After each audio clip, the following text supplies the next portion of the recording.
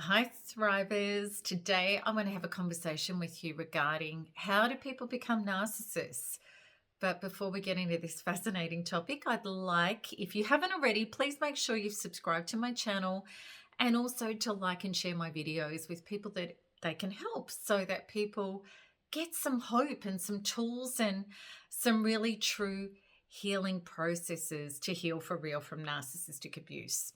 Okay, so with today's topic, a lot of you will ask things like, can people be born with narcissism, or is it something that develops in childhood or even later on? And I want to tackle all three of those topics today. And we'll start off with the nature part of it. Okay, so the nature part of it is the inherited part of it. And if somebody has come from a genetic line of people where there's been a lot of trauma and there's been a lot of activated defense mechanisms and the need to really have an enlarged amygdala, which is the survival part of the brain, because of having to have fight or flee online, well then, yes, there is a greater propensity to be born as a narcissist. And a lot of people may not like that, but yet I really have seen from experience in the around 15 years that I've been working in this community that there certainly have been some children that as soon as they hit the ground running, they were really difficult and really quite narcissistic in nature. And I do believe that there is a propensity to be born with narcissism. Now, whether or not, we can heal and train that out, and in certain cases, absolutely 100% it can be done. And I've seen that as well. But it can be, it's like even two twins can be born and one of them has a completely different nature than the other one, even if they're identical twins. And we know from neuroscientists now that survival mechanisms can be passed on and trauma can be inherited. Absolutely.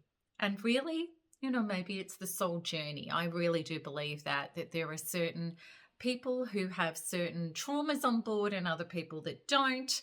And the soul knows what it's up to, whether or not we're here to heal our stuff or whether a narcissist is here as an experience to somebody else to push up their unhealed stuff up and to reclaim their true self and their true life and come home to themselves as a result of the abuse.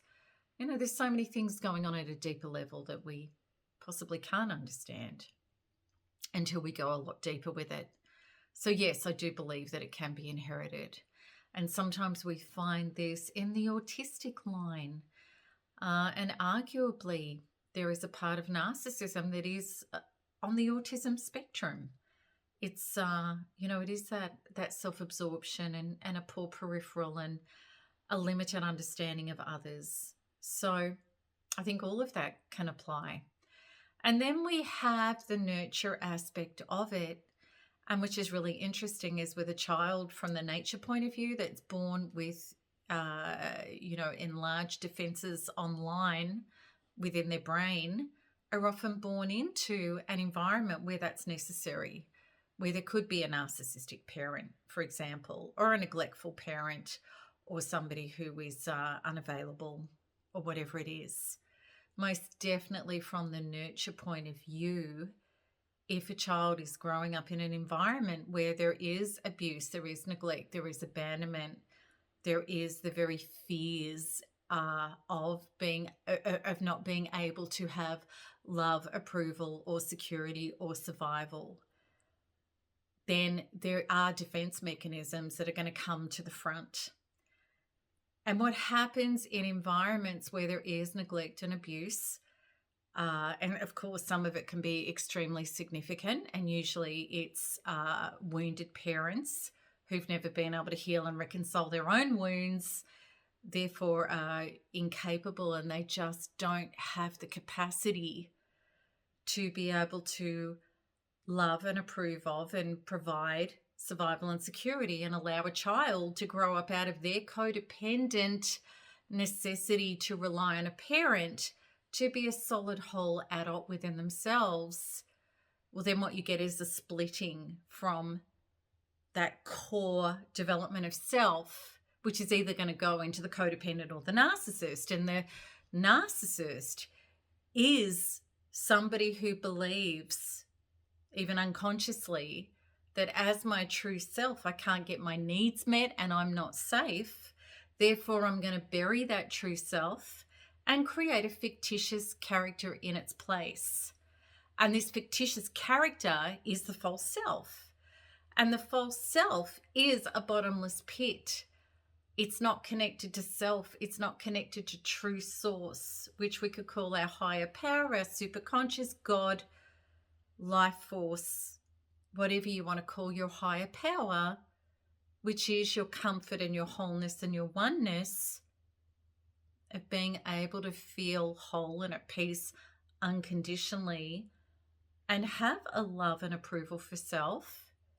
Being cut off from that, the narcissist doesn't want to go through the true self and self-divorced it and threw it into a corner and actually despises that vulnerable, broken, empty self and creates this fictitious self, this egoic being in its place, which is constantly needing approval, attention, significance, stuff, acclaim, materialism, things to fill the empty hole, which never bring sustainable, durable peace and wholeness, which keep falling through, kind of like a bucket with holes in it, and the water keeps spilling out, and it constantly needs filling, and enough is never enough.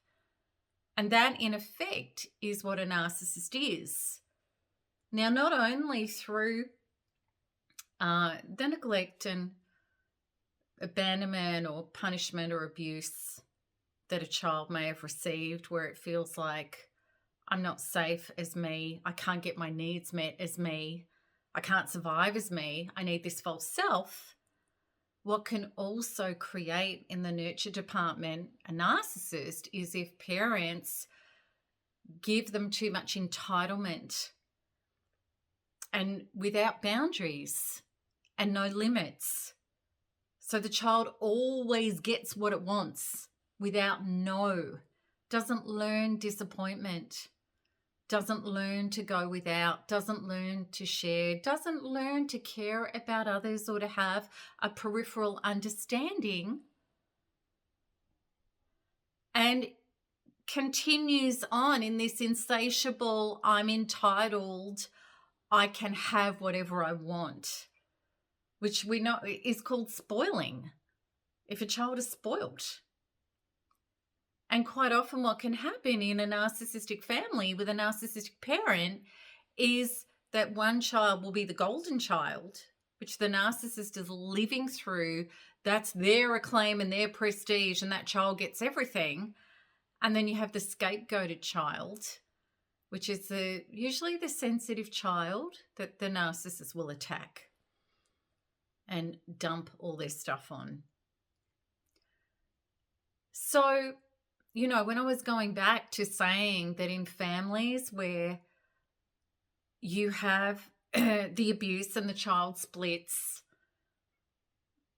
you can also have, it doesn't mean every child's going to end up a narcissist. Quite often the child will be the codependent, and rather than burying their true self and creating a fictitious character, that hurt inner self starts people pleasing, and it will adopt the survival strategy. Well, if I just please you and I give everything you want and I be really lovable and I try to fix your wounds, I may be able to get love, approval, survival, and security. And we can really understand that a lot of these people end up in future being targets for narcissists again. They repeat the pattern from their birth family into their future relationships. Now, when people say, can a narcissist be developed later in life? Yes, absolutely, and I have seen it. And generally what happens there is somebody has been abused or had grave disappointment and been incredibly hurt by life. And they kind of get to a place, either consciously or unconsciously, where they say, well, if I can't beat them, I'm going to join them. I'm going to go on the dark side. I don't care anymore. I'm just going to run rampant. I don't care. I'm not going to care about myself. I'm not going to care about others. I'm going to throw all caution to the wind. Now, some people might do that for a while and then they come out of that stage because inherently it's not them. Or we can also have victims who are horrifically abused by narcissists who will take on the disease of narcissism. And the ancients called it Wedico, which was really interesting. And Wedico, they called the human psychic virus, whereby people believe that they're victims and they believe that everything is happening to them and not through them. Meaning, if I'm wounded, rather than turning inwards and healing my wounds and transcending myself beyond abuse, where I have got boundaries, I'm not going to hook in, I don't take it personally, I know it's other people's stuff, I know I deserve more, I know I'm better than that. As an adult, I'm going to move on and have boundaries and take my time and speak up and be honest, and I'm going to have the capacity and the deservedness and the self-love to generate healthy relationships. Rather than that, which comes through Thriver Healing, people have been very wounded and very hurt and lost a lot, which you do through narcissistic abuse. And rather than turning inwards to heal and rebuild, they've decided to stay blaming and shaming in the victimhood, which is very understandable. But what it means is they've become toxic on the inside. The abuse is living on inside of them. It's eating them alive. And it's making them incredibly toxic, damaged people. And it can be very, very hard to tell the difference between those people and narcissists, because they are easily triggered. They don't have patience. They are unavailable because they're so stuck in their own wounds. Hurt people hurt people. Even if the people around them who love them see they're hurt and can't help them because they can only help themselves. And often have to pull away because it's just too toxic, as sad as it is. So I hope that that has given you a deeper understanding of how narcissism can form. And there really is, even though, all of us at times when we've been in narcissistic abuse, we may have looked in the mirror and we think, well, oh my God, I think I'm a narcissist. I've said and I've done things that are disgusting. Like I can't even believe I've gone to this level. I don't even like myself anymore. I promise you, you're not a narcissist. It's just that when you've been on a battlefield with very sick people that are attacking you, of course, you're going to stoop to levels or get engaged in ways that you never thought you were capable of to try to survive. When you're around very sick people, you get very sick. So I want you to give yourself a big hug and give yourself a break and know that you still have a conscience. It's disturbed you deeply. It doesn't mean you're a narcissist. We all did that. And the one difference between a narcissist and somebody who's not a narcissist is we will turn inwards to heal and revive our true self back to life and health, to create a true self and a true life that is healthy. A narcissist will not do that. They don't want anything to do with their true self. They are completely married and enmeshed to their false self, and they will not give it up. That is the only true difference. So I hope that this has made sense. And if you recognize this stuff, your own healing that is necessary, what's happened to you, I would love you to come into my free webinar because I explain so much of this, the nuances of narcissistic abuse and narcissistic abuse recovery, as well as detoxing a narcissist out of your system. Come into my free webinar. It's 2 hours, and I'm going to take you through a healing which is going to start releasing this toxicity and bring you home to yourself. I'd love you to experience this. So check out the link. And also too, you can go to the show notes to find out more about this. All right, I'm looking forward to your comments about this, and I really hope that this has made sense to you. Lots of love. Bye-bye.